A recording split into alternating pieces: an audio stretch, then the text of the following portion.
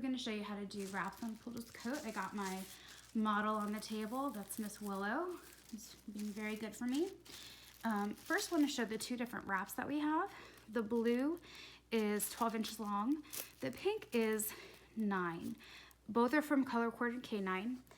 I usually get the 12-inch long ones. I think they're a bit more versatile, but the pink didn't come in the 12-inch, so I ended up buying the pink. But I wanted to show you why I prefer getting the 12-inch ones, because when puppies are young and you don't have a lot of coat, you can just fold them in half and use them at this length. You can also cut them in half and get 2 pieces out of it, and use them at this length until the dog's hair grows enough, and then you can use it at the full length.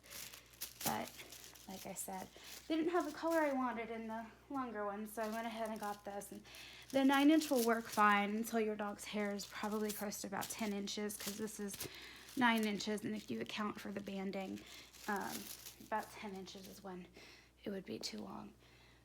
So I'm going to show you how we do this. Now, there are some people that will jump right in, gather the hair, and start wrapping. For me, I've done it this way before. I think it's a bit more challenging.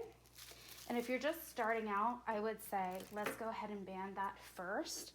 It makes it easier. And then once you kind of get the hang of wrapping, if you want to try wrapping without putting band in first, then go for it. But like I said, I remember first getting started, it was challenging enough learning just how to wrap. So just like banding, you want to make sure there's no tangles. Watch for your ear leather. Go below your ear leather and put your band in. And also, just like banding, you want to make sure that any lines you do are nice and even. So similar concept there. The only thing that's different from banding, instead of going in and doing bands now all the way down, we're going to put a wrap in instead. But we will first check that, and that's all good. Okay. Now, one other thing that you can do, I do this sometimes, you can get a piece of paper towel, and you can actually wrap it over the band like this.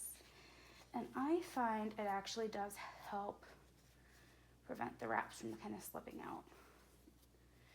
Because of I don't know, if it's the material of the wrap, it makes it a little slick. So sometimes I will do that right over the band, and then put your wrap on.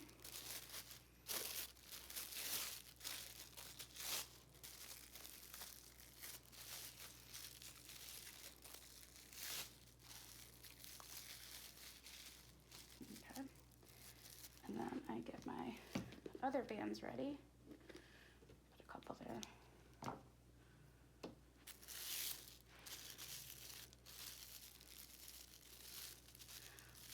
So you fold it up in half once, and then you fold it up again in half a second time. And going with my first band. And I try to put that first band right over where the band would be for that I put in her ear to begin with. And also, if you want to think about breaking this up into thirds, we're also going to try to visualize doing that. So we're going to put one here, and then kind of come down a bit. We're going to do another one here. Okay. And it kind of looks like an old-fashioned candy, if you want to also try to think of it that way. And now her ear is wrapped. What you can also do, and I find sometimes it actually really does help keep it on a bit better if your wraps slide down a lot, you can use 2 bands together for your bands here. And I just did one, as you saw, but you can actually go over with 2. It just helps it hold on a little bit better.